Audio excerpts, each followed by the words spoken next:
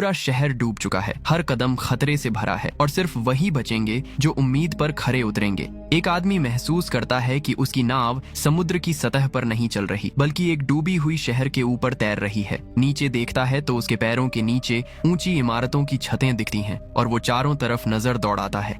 कभी जो शहर रोशनी और जिंदगी से भरा था, अब बस कुछ ऊंची इमारतें ही पानी के ऊपर हैं। बाकी सब गहरे पानी में समा चुका है। इतनी तबाही के पीछे कौन सी ताकत थी और इंसानों के लिए सिर्फ रस्सियों वाला पुल ही आखिरी रास्ता क्यों बचा? यही रहस्य इस कहानी को खास बनाता है। आज मैं आपको हाल ही में रिलीज हुई फिल्म डूम्सडे डिजास्टर क्रॉनिकल की कहानी बताऊंगा, जहां हम मुख्य किरदारों के साथ इस मुश्किल सफर पर चलेंगे। 5 साल पहले 2 बड़े धूमकेतु गिरे और जमीन को आग में डाल दिया। उनकी टक्कर से दुनिया का 80% हिस्सा खत्म हो गया। 5 साल बाद भी धरती पूरी तरह नहीं संभली। धूमकेतुओं के टुकड़े अभी भी आसमान में घूम रहे हैं, जैसे कभी भी गिर सकते हैं। बचे लोगों ने फिर से जिंदगी बसाने की कोशिश की, लेकिन जल्दी ही समझ गए कि ये दुनिया अब आसान नहीं है। रेडिएशन सिर्फ 3 मिनट में किसी की जान ले सकता है, लेकिन कुछ जगहों पर हरियाली अभी भी बची है, जैसे वहां तबाही आई ही न हो। यही सुरक्षित जगह अब बचे लोगों की आखिरी उम्मीद है। कहानी के मुख्य किरदार जॉन और उसका परिवार भी बंकर में किसी तरह जिंदा रहने की कोशिश कर रहे हैं, लेकिन बाहर की दुनिया हर दिन और बिगड़ती जा रही है। लगातार भूकंप, कभी भी फट सकता ज्वालामुखी, और बंकर अब ज्यादा दिनों तक साथ नहीं दे पाएगा। एक दिन जॉन अपनी सेफ्टी सूट पहनता है और उस उजड़े हुए संसार में कदम रखता है। सुनसान समुद्र तट पार करता है और सामने पूरी कोस्ट लाइन दिखती है। रेत पर कई लाइफ बोट्स खड़ी हैं और थोड़ा दूर समंदर में एक जंग लगा पुराना डिस्ट्रॉयर तैर रहा है।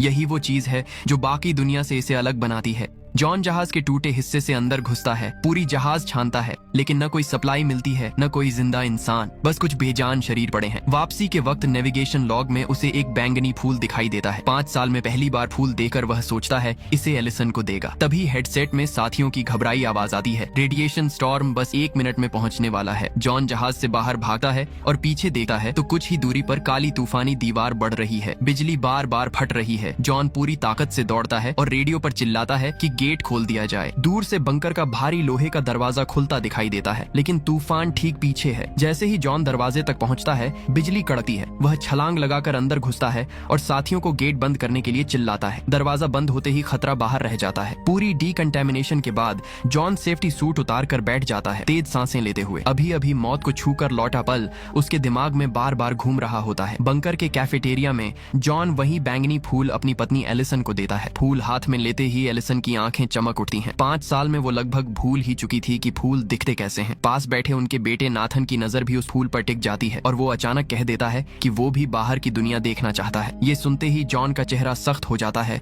और वो तुरंत बेटे को चेतावनी देता है कि बाहर जाना बहुत खतरनाक है और इसकी इजाजत बिल्कुल नहीं दी जा सकती। नाथन बस होंठ सिकोड़ कर चुप हो जाता है। उधर एलिसन बंकर की मैनेजमेंट टीम का हिस्सा है। एक मीटिंग में बाहर से मदद मांगने वालों को अंदर लेने को लेकर चर्चा चल रही होती है। कमरे में बैठे कुछ एडमिन स्क्रीन पर नजरें जमाए हुए होते हैं कि अचानक सारी स्क्रीन झिलमिलाने लगती हैं और अगले ही पल पूरा बंकर जोर से हिल उठा है। ये कोई आम भूकंप नहीं होता, बल्कि जमीन की परतें फट जाती हैं और बंकर के मुख्य द्वार के सामने एक विशाल दरार खुल जाती है। अलार्म की आवाज पूरे बंकर में गूंजने लगती है और पल भर में अफरा तफरी मच जाती है। हर तरफ चीख पुकार और रोने की आवाजें फैल जाती हैं। जॉन बिना वक्त गंवाए पत्नी और बेटे के साथ थोड़ा सा सामान उठाता है और बाहर की ओर भागता है, लेकिन मेन गेट पर पहले से ही घबराई हुई भीड़ फंस चुकी होती है। किस्मत से जॉन को रास्तों की अच्छी समझ होती है। वो लोगों को चीरते हुए नहीं, बल्कि उन्हें बाईपास करके एलिसन और नाथन को पीछे वाले रास्ते की तरफ ले जाता है। सुरंग पहले ही ढाने लगी होती है, लेकिन तीनों आखिरी पल में किसी तरह बाहर निकल जाते हैं। बंकर से बाहर का मंजर और भी ज्यादा बेकाबू होता है। हर तरफ लोग जान बचाने के लिए भाग रहे हैं। कोई मास्क पहने हुए है, कोई बिना किसी सुरक्षा के। सब एक ही दिशा में पागलों की तरह दौड़ रहे हैं, समंदर किनारे खड़ी लाइफ बोट्स की तरफ। भीड़ किसी झुंड की तरह समुद्र तट पर टूट पड़ती है। पहली नाव लोगों से ठसाठ भर चुकी होती है। हालात इतने बिगड़ जाते हैं कि कुछ लोग जान की परवाह किए बिना नाव के ऊपर चढ़ने लगते हैं। नाव तेजी से झुकती है और देखते ही देखते पलट जाती है। जॉन तुरंत समझ जाता है कि यहाँ रुकना मतलब मौत है। वो एलिसन और नाथन को लेकर आगे खड़ी दूसरी नावों की तरफ दौड़ता है। तभी उसकी नजर अपने एक दोस्त पर पड़ती है, जिसे कई लोग पानी में दबाकर उसका मास्क छीन रहे होते हैं। जॉन और एलिसन दौड़कर उन लोगों को जोर से हटाते हैं और दोस्त को खींचकर बाहर निकालते हैं, जिसने पानी के कई घूंट पी लिए होते हैं, लेकिन इसी अफरा तफरी में किसी ने जॉन का खुद का मास्क भी छीन लिया होता है। जॉन पीछे भागने की बजाय हालात को समझता है और दोस्त के साथ मिलकर पूरी ताकत से अगली नाव की तरफ दौड़ पड़ता है। धक्का मुक्की में किसी तरह वो लोग नाव के अंदर घुसने में कामयाब हो जाते हैं। अभी ठीक से खड़े भी नहीं हो पाते कि अंदर से चिल्लाने की आवाजें आने लगती हैं, दरवाजा बंद करो, अभी नहीं बंद किया तो कोई बच नहीं पाएगा। नाव के केबिन पर खड़ा आदमी दांत भींचकर भारी दिल से गेट जबरदस्ती बंद कर देता है। नाव के बाहर अब भी आधे से ज्यादा लोग रह गए थे जो चढ़ नहीं पाए थे। वो नाव के ढांचे को पीट रहे हैं और उनकी चीखों में पूरी तरह टूट चुकी बेबसी सुनाई देती है। तभी नाथन जॉन की बांह खींचता है। जॉन जैसे ही पलटकर देखता है, समुद्र की सतह पर कई दर्जन मीटर ऊंची पानी की दीवार पागलों की तरह उनकी तरफ बढ़ती दिखती है। किनारे खड़े लोग ये मंजर देखते ही पूरी तरह बिखर जाते हैं। कुछ चिल्लाते हुए वापस भागने लगते, लेकिन अब बहुत देर हो चुकी होती है। वो विशाल लहर किसी दरिंदे की तरह एक ही झटके में तट पर मौजूद हर इंसान को निगल जाती है। छोटी नाव उस भयानक लहरों में बुरी तरह उछलती पलटी है। लोग एक दूसरे पर गिरते पड़ते हैं। कई झटकों के बाद कहीं जाकर नाव संभल पाती है। जॉन दिशा का अंदाजा लगाता है। हालात थोड़े काबू में आते ही लोग डरते डरते अपने मास्क उतारते हैं और खुली हवा में गहरी सांस लेते हैं, लेकिन किसी के चेहरे पर राहत नहीं होती। आइसलैंड पूरी तरह गायब हो चुका होता है और समुद्र की धाराएं भी बदल चुकी हैं। किसी को नहीं पता कि वो लंदन तक सुरक्षित पहुंच भी पाएंगे या नहीं। सब खामोशी से बस दुआ करते हैं। रात होने पर जॉन केबिन में लेटा रहता है, बार बार आंखें खोलकर चारों तरफ देखता है। मन में बस यही डर कि कहीं कुछ गलत ना हो जाए। अगली सुबह उसका डर सच साबित होता है। नाव अचानक रुक जाती है, इंजन जवाब नहीं देता और पूरी नाव खुले समुद्र में बेबस होकर तैरने लगती है। लहरों की आवाज लगातार बढ़ती जाती है। पानी चारों तरफ से उठ रहा है। छोटी छोटी नावें झुक रही हैं। लोग घबराते हुए चिल्ला रहे हैं, कुछ खड़े नहीं रह पा रहे। जॉन तुरंत अपनी आंखों से रास्ता ढूंढने लगता है। उसने देखा कि सामने थोड़ी दूर पर एक छोटा सा रिफ है। शायद वहां जाकर नाव कुछ समय के लिए टिक सकती है। जॉन एलिसन और नाथन को आराम से पकड़कर समेटा है। वह जोर जोर से नाव को साइड से मोड़ता है ताकि लहरों की तेज मार सीधे नाव पर न पड़े। हर कदम पर लगता है कि नाव पलट जाएगी। लोग डर से चिल्ला रहे हैं। पानी हर तरफ से घुस रहा है, लेकिन जॉन अपने अनुभव से नाव को संभालने की कोशिश करता है। धीरे धीरे लहरों की गति थोड़ी कम होती दिखती है। लोग अपने मास्क पहने या ना पहने सब थके हुए और डर से कांप रहे हैं, लेकिन अभी भी राहत नहीं है। समुद्र का मंजर बदल चुका है। कहीं भी कोई स्थिर जमीन नहीं है। जॉन समझता है कि ये सफर अभी खत्म नहीं हुआ। अभी कई खतरे उनका इंतजार कर रहे हैं। जॉन अपने दोस्त की तरफ देखता है जो अब थोड़ा होश में है। नाथन और एलिसन भी डर और थकान के बावजूद जॉन पर भरोसा रखते हैं। जॉन सोचता है कि अगर ये तीनों सुरक्षित लंदन तक पहुंच गए तो भी रास्ता आसान नहीं होगा। हर लहर, हर तूफान उनके लिए एक नई चुनौती है। ऐसे हालात में रुकना सीधी मौत के बराबर होता है। जॉन तुरंत इंजन रूम में घुसकर मरम्मत में जुट जाता है और किस्मत से किसी तरह नाव फिर से चल पड़ती है। शाम को जॉन और नाथन साथ खड़े होकर आसमान की तरफ देखते हैं। कभी जो मिल्की वे चमकती थी वो अब गायब है। उसकी जगह अंतरिक्ष में तैरते अनगिनत मलबे एक अजीब सी चमकती पट्टी की तरह पूरे आसमान में फैले हुए हैं। कुछ ही दिनों में वक्त तेजी से गुजरता है। नाव में रखा खाना खत्म होने लगता है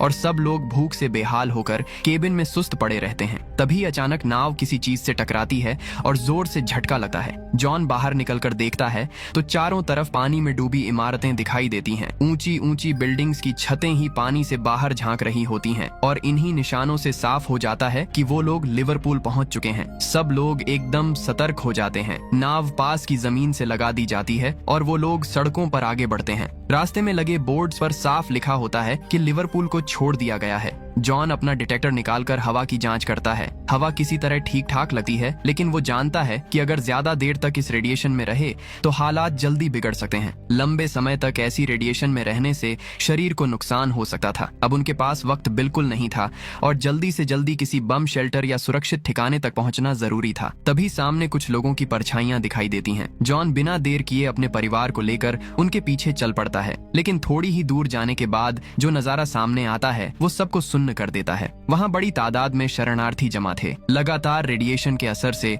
उनकी त्वचा अजीब तरह से बदल चुकी थी। थोड़ी दूरी पर एक ऊंची सिक्योरिटी वॉल खड़ी थी। इसके अंदर हथियारबंद सैनिक पूरी तैयारी के साथ तैनात थे। दीवार के ऊपर खड़ा एक अफसर ऊंची आवाज में ऐलान कर रहा था कि सिर्फ पास रखने वाले ऊंचे अधिकारियों को ही अंदर जाने दिया जाएगा। एलिसन तुरंत अपना आईडी बैज निकाल कर दिखाती है। अफसर एक नजर डालकर सिर हिला देता है और सब लोग राहत की सांस लेने वाले होते हैं कि तभी जॉन जॉन का दोस्त घबरा जाता है। उसका पास कहीं गिर चुका होता है। वो बदहवास होकर दीवार के पास जाता है और जोर जोर से अपना नाम और ओहदा चिल्लाने लगता है। माहौल पल भर में काबू से बाहर जाने लगता है। हालात बिगड़ते देख सैनिकों का सब्र टूट जाता है, भगदड़ मच जाती है और तुरंत एंट्री पॉइंट बंद कर दिया जाता है। इसी अफरा तफरी में जॉन और उसका परिवार भी अंदर नहीं जा पाता। उसी पल दूर आसमान का रंग बदलने लगता है और एक भयानक रेडिएशन स्टॉर्म तेजी से उनकी तरफ बढ़ता दिखाई देता है। भीड़ पूरी तरह टूट जाती है और लोग जान बचाने के लिए इधर उधर भागने लगते हैं। जॉन एलिसन और नाथन का हाथ पकड़कर पूरी ताकत से दौड़ता है। तभी सामने से एक गाड़ी आती दिखती है। जॉन सीधे उसके आगे कूदकर उसे रोक लेता है और ड्राइवर से गुजारिश करता है कि उन्हें लंदन की तरफ छोड़ दे। ड्राइवर उन्हें ऊपर से नीचे तक देखता है, फिर हाथ बढ़ाकर कहता है कि बदले में घड़ी देनी होगी। जॉन बिना एक पल सोचे अपनी कलाई से घड़ी उतार कर उसे थमा देता है। ड्राइवर घड़ी जेब में डालता है और गाड़ी का दरवाजा खोल देता है। जॉन जल्दी से एलिसन और नाथन को बैठाता है और बार बार शुक्रिया अदा करता है, क्योंकि इस उजड़ी दुनिया में किसी का मदद को तैयार हो जाना ही बड़ी बात थी। लेकिन उन्हें क्या पता था कि असली खतरा अभी सामने आना बाकी है। गाड़ी तेजी से लंदन की तरफ बढ़ती है। काफी दूर चलने के बाद ड्राइवर सड़क किनारे गाड़ी रोकता है और कहता है कि सब लोग थोड़ी देर के लिए उतर सकते हैं। जॉन एलिसन के साथ बाहर आता है, मगर कुछ ही पलों में उसे अजीब सा महसूस होने लगता है। तभी ऊपर आसमान से एक अजनबी सी आवाज गूंजती है। जॉन झुककर जमीन को छूता है और अपने पुराने अनुभव से समझ जाता है कि ये रेडिएशन स्टॉर्म नहीं है, बल्कि शायद इससे भी खतरनाक कुछ आने वाला है। जॉन अचानक सिर उठाकर ऊपर देखता है और जैसा उसे शक था, आसमान में दूर नहीं अनगिनत आग के गोले उनकी तरफ गिरते दिखते हैं। धूमकेतु के टुकड़े बारिश की तरह गिरने वाले हैं और अब भागने की कोई जगह नहीं बचती। जॉन और बाकी लोग पास में किसी तरह पनाह ढूंढते हैं। एक बड़े पेड़ के पीछे छिपकर एक दूसरे से लिपट जाते हैं। अगले ही पल आसमान का तापमान तेजी से बढ़ जाता है और जलते हुए पत्थर उल्काओं की तरह जमीन पर टूटने लगते हैं। हर टकराव के साथ आग और धूल का भयानक गुब्बार उठता है। किस्मत उनका साथ देती है और जब सब कुछ शांत होता है तो पता चलता है कि बाकी सब सुरक्षित है। वो लोग मलबे के बीच से जो भी काम की चीजें मिल सकती हैं समेटते हैं और फिर से लंदन की तरफ बढ़ जाते हैं। थोड़ी ही देर में वो लोग एलिसन की माँ के घर पहुंचते हैं। बरसों बाद बेटी, दामाद और नाती को देखकर माँ की आंखें भर आती हैं और तीनों को कसकर गले लगा लेती हैं। घर की सुरक्षा ठीक ठाक होती है, भले ही बिजली और पानी नहीं है, लेकिन एलिसन की माँ और कुछ और लोग मिलकर यहाँ किसी तरह गुजर बसर कर रहे होते हैं। जॉन का परिवार पहली बार चैन की सांस ले पाता है। आराम के दौरान एलिसन अचानक बाथरूम से जोरदार खांसी की आवाज सुनती है। वो दौड़कर अंदर जाती है तो सिंक में खून दिखाई देता है। जॉन सब समझ जाता है कि अब सच छुपाया नहीं जा सकता। मजबूरी में वह बता देता है कि बंकर में डॉक्टर पहले ही कह चुके थे, अगर खून की खांसी शुरू हो जाए तो इसका मतलब सिर्फ 6 से 8 हफ्तों का वक्त बचा है। शायद बार बार बाहर निकलने की वजह से हालात और बिगड़ गए थे। एलिसन ये सुनकर वहीं सन्न रह जाती है। दुनिया के खत्म हो जाने के बाद भी रोज मौत देखने के बावजूद ये सच्चाई कि उसके पति के पास 2 महीने से भी कम वक्त बचा है उसे किसी भी तरह स्वीकार नहीं होती। जॉन उसे संभालता है और कुछ देर बाद कहता है कि वो यहाँ रुक नहीं सकते। उसे हर हाल में उस सुरक्षित जगह को ढूंढना है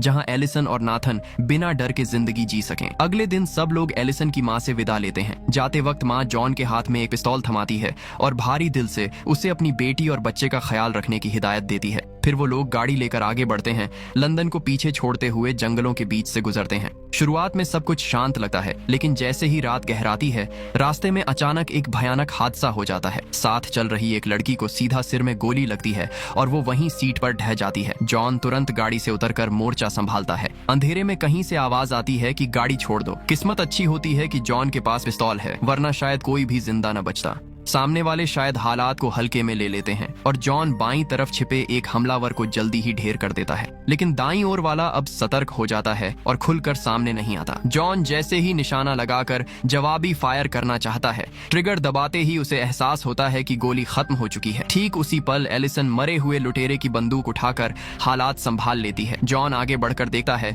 तो उसकी सांस अटक जाती है। सामने जमीन पूरी तरह फट चुकी होती है। सड़क टूटकर एक गहरी खाई में बदल गई होती है जिसने रास्ता पूरी तरह काट दिया है। आगे जाने का बस एक ही तरीका बचता है, खाई के ऊपर लटक रही एक बेहद कमजोर रस्सी की सीढ़ी। आसपास हवा तेज होने लगती है। जॉन बिना वक्त गंवाए पहले खुद नीचे उतरता है और नाथन को समझाता है कि बस नीचे मत देखना, सब ठीक रहेगा। लेकिन जैसे ही जॉन का पैर उस झूलती रस्सी पर पड़ता है, दिल की धड़कन काबू से बाहर हो जाती है। फिर भी डर को दबाकर आगे बढ़ना ही पड़ता है। एलिसन पीछे से उतरती है। कुछ सेकंड तक तेज हवा सबको जकड़े रखती है, फिर धीरे धीरे रफ्तार कम होती है। तीनों तेजी से आगे बढ़ते हुए किसी तरह उस उस झूलते पुल को पार कर लेते हैं, लेकिन असली मुश्किल अब भी बाकी होती है। सामने एक और भी ज्यादा जर्जर चढ़ाई वाली सीढ़ी होती है, जिसे पार करने के लिए पूरे शरीर का बल लगाना पड़ता है। हाथ पैरों के सहारे रेंगते हुए आगे बढ़ना होता है। जॉन पत्नी और बेटे को पहले जाने देता है और खुद पीछे से संभालता है। तीनों धीरे धीरे आगे सरकते हैं। हर एक कदम पर सीढ़ी डरावनी आवाज में चरमराती है। जैसे ही वो बीच में पहुंचते हैं, अचानक जमीन जोर से कांपने लगती है और नीचे लगी सीढ़ी भी बुरी तरह हिलने लगती है।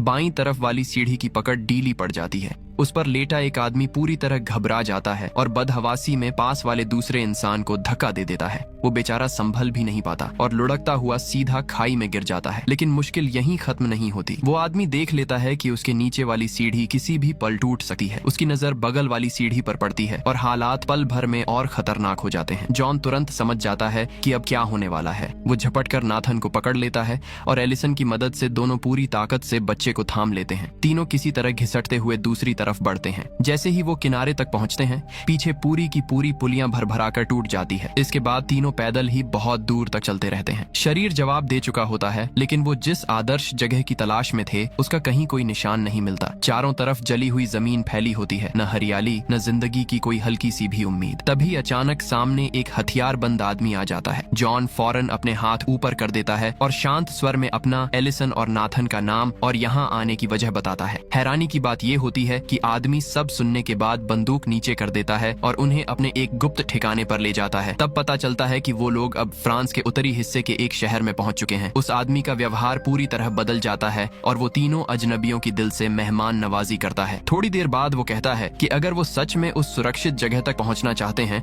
तो वो उन्हें एक गुप्त रास्ते के बारे में बता सकता है। वो जेब से एक तस्वीर निकालकर जॉन को देता है और समझाता है कि यही उनकी पास बनेगी। इसे चेक पोस्ट पर अफसर को दिखाने से रास्ता आसानी से खुल जाएगा और सफर ज्यादा सुरक्षित रहेगा। इसके बाद वो जॉन से एक और गुजारिश करता है कि वो अपनी बेटी कामिल को भी अपने साथ वहाँ ले जाए, क्योंकि उसी जगह से नई जिंदगी शुरू हो सकती है। एलिसन बिना ज्यादा सोचे तुरंत हाँ कर देती है। सब लोग फिर से गाड़ी में बैठकर आगे बढ़ते हैं, लेकिन जॉन की खांसी अब पहले से कहीं ज्यादा बढ़ चुकी होती है। रास्ते में वो लोग एक सुरक्षित जगह रुकते हैं, मगर जैसे ही गाड़ी थमती है, सामने से हथियारों से लैस सैनिकों का एक दल उन्हें घेर लेता है और सीधे बंदूकें तान देता है। एक सिपाही ऊंची आवाज में चेतावनी देता है कि पूरा इलाका बारूदी सुरंगों से भरा है और उनका यहाँ तक जिंदा पहुंचना ही किसी चमत्कार से कम नहीं। कामिल फ्रेंच में उन्हें अपने सफर का मकसद समझाती है। तब जाकर सैनिक थोड़ा नरम पड़ते हैं और हथियार नीचे कर देते हैं। उसी रात वो सैनिक उनकी मदद करने का फैसला करते हैं और सबसे खतरनाक रास्ते को पार कराने का जिम्मा लेते हैं। वो बताते हैं कि ये इलाका ज्वालामुखी तक पहुंचने का इकलौता रास्ता है, लेकिन यहाँ दिन रात लड़ाई चलती रहती है और दोनों तरफ से गोलीबारी कभी रुकती ही नहीं। रात के अंधेरे में सैनिक चारों लोगों को कांटेदार तारों के बीच से निकालते हुए युद्ध क्षेत्र के किनारे तक ले जाते हैं। वहाँ आगे हर कदम मौत और जिंदगी के बीच का फैसला होने वाला होता है। चारों तरफ से गोलियों की आवाजें गूंजने लगती हैं। पास पास गोले फट रहे होते हैं। मिट्टी और पत्थर हवा में उड़ते रहते हैं। सब लोग कमर झुकाए सैनिक के पीछे पीछे दौड़ते हैं। गोलियां सिर के ऊपर से सीटी बजाती हुई निकल जाती हैं और हर एक पल ऐसा लगता है जैसे अगला धमाका सीधा इन्हीं पर आ गिरेगा। जॉन नाथन का हाथ पूरी ताकत से पकड़े रहता है। एलिसन ठीक पीछे कदम से कदम मिलाकर चलती है और कामिल दांत भींचे बिना एक शब्द बोले आगे बढ़ती रहती है। गोलों से बने गड्ढों को पार करते हुए जमीन पर पड़े कुछ शवों के पास से निकलकर आखिरकार वो लोग एक तुलनात्मक रूप से सुरक्षित इलाके में पहुंच जाते हैं। हाँफते हुए सैनिक बताता है कि अगर वो लोग आगे बढ़ते रहें तो तस्वीर में दिखाया गया वही अफसर मिल जाएगा जो उन्हें आगे का रास्ता बता सकता है। जॉन शुक्रिया अदा करता है और अंधेरे का सहारा लेकर फिर से चल पड़ता है। पूरी रात पैदल चलते चलते जब सुबह होने लगती है तो आखिरकार वो लोग उस अफसर के कैंप तक पहुंच जाते हैं। वहां बताया जाता है कि सामने वाले पहाड़ को पार करने के बाद ही ज्वालामुखी का इलाका शुरू होता है, लेकिन जब जॉन उस अफसर के बारे में पूछता है तो पता चलता है कि वो पहले ही मारा जा चुका है। अब कोई और रास्ता न देखकर जॉन कैंप के कमांडर के पास जाता है और आखिरी उम्मीद के तौर पर जिंदगी की गुजारिश करता है। कमांडर को जब पता चलता है कि जॉन के पास ज्यादा वक्त नहीं बचा है तो उसका दिल पसीज जाता है। वो पास खड़ी एक बस की तरफ इशारा करता है और कहता है कि उसी में बैठकर वो लोग ज्वालामुखी तक पहुंच सकते हैं। इतनी तबाही और दर्द झेलने के बाद जॉन बस यही चाहता है कि जो थोड़ी सी जिंदगी बची है उसमें उसकी पत्नी और बच्चा सुरक्षित रह सकें, मगर किस्मत अभी भी उसका इम्तिहान लेना बंद नहीं करती। रास्ते में बस चल ही रही होती है कि अचानक जोरदार धमाका होता है। सुरक्षा में तैनात सैनिक तुरंत नीचे कूदकर लुटेरों से भिड़ जाता है, लेकिन वहीं ढेर हो जाता है। अगले ही पल बाकी लुटेरे बस की तरफ दौड़ते हैं और चिल्लाकर सबको नीचे उतरने का आदेश देते हैं। जॉन एलिसन का हाथ कसकर पकड़ लेता है और धीमी आवाज में उससे कुछ कहता है, जैसे आने वाले पल के लिए खुद को और उसे दोनों को तैयार कर रहा हो। उसका एक ही लक्ष्य रह गया था, किसी भी हालत में बेटे को ज्वालामुखी तक पहुंचाना। इसके तुरंत बाद बस के अंदर अफरातफरी मच जाती है। दूसरे यात्री मिलकर एक लुटेरे को दबोच लेते हैं। उसी हंगामे में 2 गोलियां चलती हैं। कुछ ही पलों बाद जॉन बस से बाहर निकलता है। एलिसन उसे देखकर राहत की सांस लेती है, लेकिन तभी साफ दिख जाता है कि जॉन के कदम लड़खड़ा रहे हैं। जब वह हाथ हटाता है तो सबकी नजर उसके पेट पर जाती है, जहां गोली लग चुकी होती है और लगातार खून बह रहा होता है। हालात गंभीर होने के बावजूद सफर रुकता नहीं। एलिसन गाड़ी संभालती है और ज्वालामुखी की ओर बढ़ती रहती है। थोड़ी दूर जाकर रास्ता पूरी तरह बंद हो जाता है। अब आगे पैदल चलने के अलावा कोई विकल्प नहीं बचता। सब लोग जॉन को सहारा देकर पहाड़ की चोटी की तरफ बढ़ते हैं। लंबा और थकाने वाला सफर तय करने के बाद आखिरकार वे ऊपर पहुंच जाते हैं। सामने का नजारा किसी और ही दुनिया का होता है। हरा भरा इलाका, पेड़ों से ढकी जमीन और धूप में चमकता साफ पानी, जैसे इस तबाही भरी दुनिया ने इस जगह को छुआ ही न हो। उस पल चारों के चेहरे पर सुकून भरी मुस्कान आ जाती है, लेकिन ठीक उसी समय जॉन की ताकत जवाब दे जाती है और वह वहीं जमीन पर गिर पड़ता।